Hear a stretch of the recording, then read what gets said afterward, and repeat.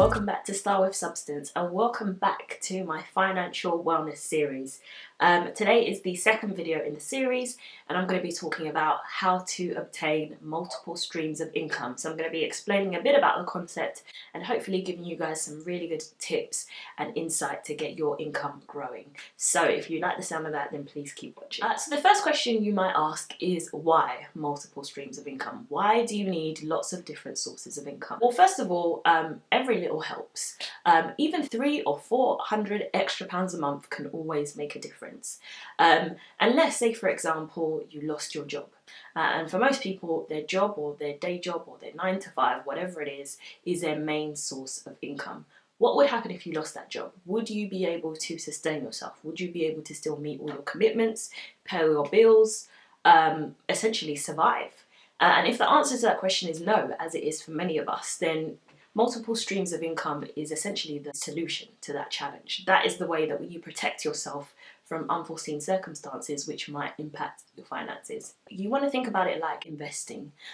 So when people talk about investing, they often talk about something called diversifying your portfolio, which I like to simplify as not putting all your eggs in one basket, but let's call that a finance basket. So in case one stream of income dries up, you've always got others that you can rely on. If we're going through times of tough economic challenge, then having multiple streams of income is really ideal, because that is often the times that you find that big companies are laying off their employees, and you're really reliant upon keeping your job, and that pressure can be quite a lot. For some people, having multiple streams of income is really just a way to have financial independence, and that's what it's all about for me. So not being dependent, being able to sustain yourself without relying on your job to do all of that, to meet all your commitments, is what it is for me. And just having the freedom to be able to do what you want and not have to really worry that you're ever going to be in a position where you're out of pocket or out on the street. So there are two different types of income stream: passive and active income. So passive income is essentially money that you can make, that you put in an initial bit of hard work and then it essentially just multiplies by itself. So things like that are writing a book, for example, because you put in all that effort once, you write it once, and then the copies just continue selling, they continue selling, and you continuously making money. Royalties is another passive income stream. If you're an artist and you make a song, then you make that song once, and every time it's played, every time it's used, you're getting those royalties in.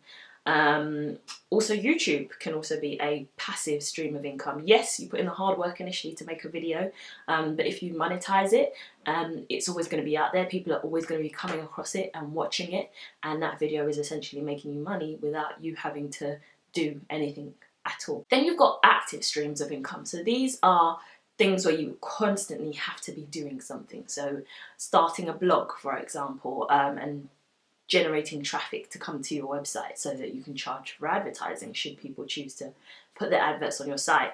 You always have to be putting out content. I've recently launched a new website. It's www.stylewithsubstanceblog.com, and my goal with that really is to continue to put out content as much as I can. If it's daily, then daily, because the more content you're putting out there, the more you're driving people back to your site, and that builds up traffic. So that's active, it takes an action to do that. Your day job is active income, because you have to work to get that money. That money isn't going to come by itself. You have to be working every single day. Now, in terms of advice in getting started, the first thing that you need to bear in mind is you need to establish financial security. So you need to make sure that you're secure in your main source of income. So if that's your day job, you need to make sure that you've got that covered. You've been working there for a long enough time, you've passed your probation period or whatever it is, and that money is guaranteed to be coming in every month. So establishing that base level of financial security will always make you feel more comfortable about going out and pursuing other forms of income. Then what you also need to do is clarify your unique value. So what are your gifts? What are your talents? What service can you provide? What products can you make? What can you do? What can you bring? What is unique about you and the way you might deliver something that would make it differ from the way that everybody else does it? Here on YouTube, your unique differentiating point is you. Nobody talks like you, nobody looks like you, nobody's going to do a makeup tutorial like you. Everything you do is unique, so it's easy to clarify your unique value there. But for example, if you're creating a product and somebody's already done it, then you need to clarify, okay, why is this different to the way that that other person has done that? And you always need to overcome your insecurity that somebody else invented it first. With many things in life that we do, somebody else is already gonna have got there before us. And what sets you apart is how you deliver it differently. Then you want to increase your skills and your knowledge in that area. So read books, watch videos, documentaries, do your research, look up things online. Generally just build up your knowledge base in that area so that you can be the best that you can ever be, and you can know everything you need to know. Whether you're watching news or reading articles on the topic, you just need to stay clued up as to what's going on, what the trends are. And that way you're always ahead of the game and you're always one step ahead of your competition. Then you want to identify your market. So who is your target market or audience? Who are the people that you are aiming your product or service to? Sometimes you can look at this from a gender perspective. Is it males? Is it females? Is it both? You can look at it from an age perspective. Are these people 16 to 24 or 25 to 35 or older? You want to look at those types of demographics. Are they going to be people based in a particular location, so London for example? Are they going to be people with a certain type of lifestyle, so parents, or people who like to eat healthy or work out? Like, identify who it is you're targeting that to, and really think about what they need, like what makes them tick.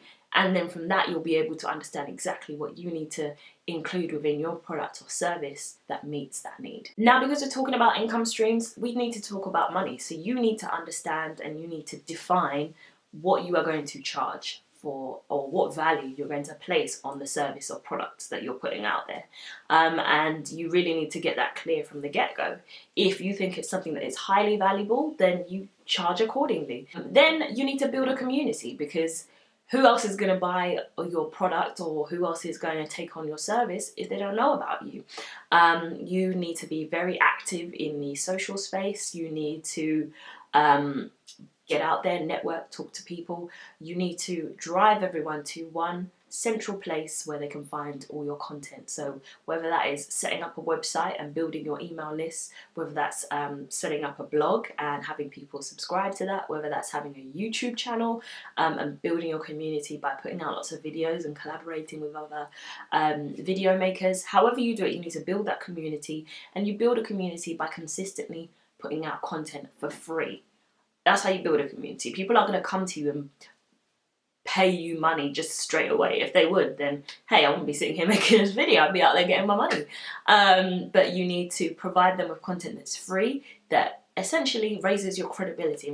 And then eventually they'll be like, you know what, if so-and-so is putting out a product, I really want to buy it because I trust them, I trust their opinion, and I know that they're a very knowledgeable person on that subject. So now you want to think about the things that your multiple streams of income need to be. So they need to have certain characteristics for them to work. So one, they need to be flexible.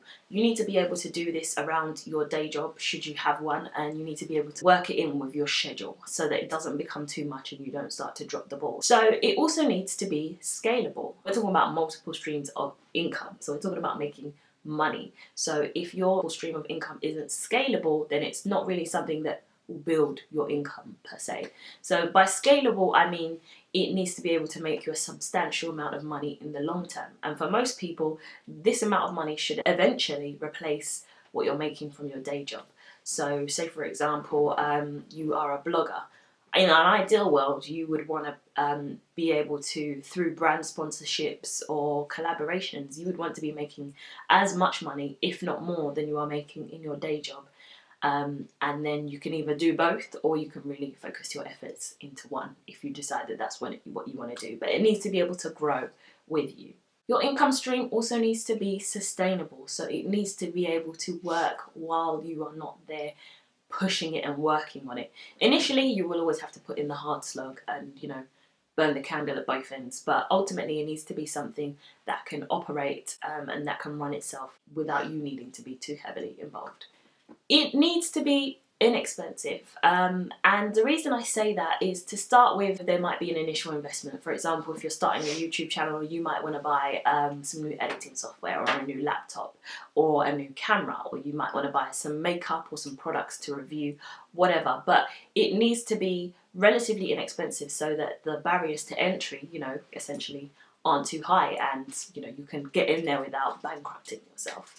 And also because you're not making money from it just yet. Finally, it needs to be enjoyable. Like, this needs to be something you're passionate about. If you're going to be taking time out of your free time, your relaxation time, your wind down time from work, then you need to really enjoy it. Otherwise, you're not going to stick to it, you're not going to be consistent, and you're not going to put as much of your all and your energy and your passion into it.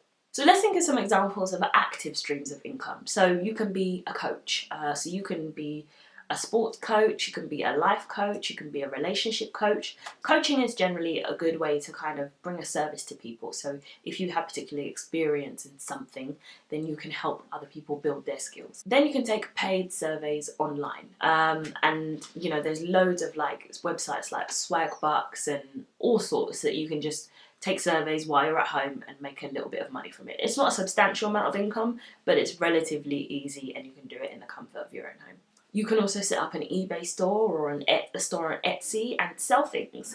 So whether that's clothes, shoes, paintings, art, sculptures, whatever. Then you can start an online business, whether that's YouTube, a blog, an e-commerce website, whatever it is. Online is the way that everything's going. People are going digital with their businesses. So if you're thinking about something that is relatively inexpensive and you can set up at home, then thinking about taking your business online is definitely something you want to consider. When you grow later, then why not have a physical presence? But for the initial stages, and if you want to be like really, you know, flexible with it, setting it up at home and online is the way to go. You can also freelance. So outside of work, you can be a freelance photographer, editor, writer, cleaner, whatever you want to do. You can do it freelance, and then you can at least kind of guarantee that money coming in, definitely. There are lots of different websites you can use for this. There's Elance, there's People Per Hour, and these websites kind of allow you to advertise your services to other people in need of those. Then there's network marketing. It seems to be the modern kind of business of today. It's like a very 21st century concept. And a lot of people are doing it in a lot of different product lines. So if you are very driven, and you know people who are very driven, and you are able to build a team that is strong, then network marketing could be for you. Now let's talk about passive income ideas, because I know, you know, we don't want to put too much work in, or if we want to put loads of work in, you want to do it once and you want to reap the rewards after. So real estate or property investment. Big investment upfront, really big, but the returns are generally the biggest. You often, if you buy a house for like £200,000 and then you rent it out, your mortgage that you're paying on that will always be less than what you rent it out at. So you rent it out at a profit. And if you can keep tenants in there, then you'll always be making an extra £300-400 a month. Okay, there'll be a bit of maintenance that you have to pay to kind of make sure that the house is livable, but that is a really good passive stream of income, because essentially people just move in and you collect your check at the end of every month. You can also shift your savings to a bank that pays out higher yields of interest. If your bank is currently not offering you a high enough interest on your savings, move it to a bank that will, and make money off just having money in there. You know, if you have, say, £1,000 in your savings account and you get 1% interest, that's still £10 a month, and you can do a lot with £10 a month. If you have £10,000 in there, that's £100 a month. And talk to me about what you could do with an extra £100 a month. You can also invest in stocks, particularly dividend paying stocks. Now I'm going to have somebody come and talk to you a bit more about that in more detail, but essentially, you invest in a company that pays out dividends to its shareholders. You buy some stocks, and then at the end of the year, when they're paying out dividends, you collect your money. Otherwise, you just keep your money in there. It's kind of like a savings account that just pays you out a little bit at the end of every year. If you're not willing to get your hands dirty in the property investment, you can always invest in a real estate investment trust, which is an REIT. Now, I only learned about this in my preparation for this video. It's like a form of investment, essentially, but the money is used for real estate, and it's normally big real estate, so big commercial office buildings, big apartment complexes, and then you kind of let somebody else do all the hard work and the building and all the renting out and all that stuff, and you just collect kind of your sort of interest on that, or you collect your output from that person, and they've essentially taken on the majority of the risk. You've just kind of provided a bit of funding for that. You can also put your money into government bonds. I don't know a great deal about investing in government bonds because it's not something I've looked greatly into, but again, it's something that I'm going to produce a video on, so you will see either me talking about that or I'll have a special guest come and feature on that. Another way that you can earn passive income is by getting cash rebates on things that you purchase online. So sites like Ebates, for example, whenever you are online shopping, you can get cash back on how much you spend. So if you are a shopaholic, you can make money from this. I promise you, there is a way for everybody. So how do you get started? I would say the first thing you should do is to commit to pay down your debt. You shouldn't really be focused on building multiple streams of income when you've got multiple streams of debt coming through. So I would say you commit to using any surplus from your monthly wages or salary to pay down all your debts. And I mean, these are the debts that you don't need. So credit card debt, loan debt, store card debt, like pay all of those debts down, because those are the debts that charge the highest interest. Things like mortgages or a car loan, those are things you need, right? And not all of us can afford to buy a car outright or buy a house outright. So that's manageable and livable debt. So once you've cleared your debt, then commit some time. So commit some regular time, once a week, once a month, whatever it is, to investing in your, whatever your passion project is going to be that's going to earn you that first additional stream of income. So you always want to commit the same time to it each week so that you know that you can be consistent with it. Don't try and do loads in one go and then nothing for like months and months and months. Then you want to be organised. You want to plan your day, plan your week, plan your year. You want to be extremely organised. But in order to do that, you need to set yourself some goals. So set yourself a goal for the year that you want to reach. Then break that down into monthly milestones. Once you've broken that down into monthly milestones, look at it on a week-by-week basis. I generally plan my time by making to-do lists, and I've actually managed to almost tick off 2 of my goals for the year by essentially having to-do lists. So you need to focus your day, and I tend to make my to-do lists the night before I'm about to prepare for the next day, because then you're already one step ahead. By the time the next day comes, you're ready, you're on the move, you're ready to go. And finally, it's not going to happen overnight. So the earlier you start, the better. And I say you're never too old to, you know, become an investor or to earn more money or to essentially be financially free. So whether you're 15, 20, 25, 40, 60, however old you are, it's never too late to start. Because, I mean, at the end of the day, we're all going to retire from our day job. So we're all going to need the extra money, naturally. Unless you're a millionaire, in which case, thanks for watching this video. I don't really think you probably need to. So thank you so much for watching. Subscribe if you haven't already, particularly if you don't want to miss the next video in the series. Follow me on Instagram. I've also just launched a new website, which is www.stylewithsubstanceblog.com. There is already 4 or 5 posts up there, so lots of content there for you guys to see. And if you want to know everything that's going on with me, when all my YouTube videos are going up, I'll be posting them there. Whenever I post a new blog, it will go there. Everything you need to know about all things Style with Substance is going to be there. So please do check it out and give me your feedback. It's really new.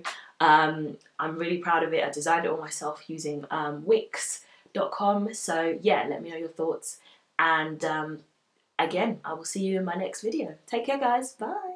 A really strong and powerful video. So today's video is going to be all about the 6 laws of wealth, and these are taken from a book that I read called The Richest Man in Babylon. It's an amazing book to kickstarting your financial health, and if you want to hear what these 6 laws of wealth are, then definitely you're going to keep watching. The 6 laws of wealth come from the book called The Richest Man in Babylon. The book is by an author called Charles Conrad. I read this book about a month ago, and this is, without, you know, the rest of the year having passed, this is hands down one of the best books I've read in 2016.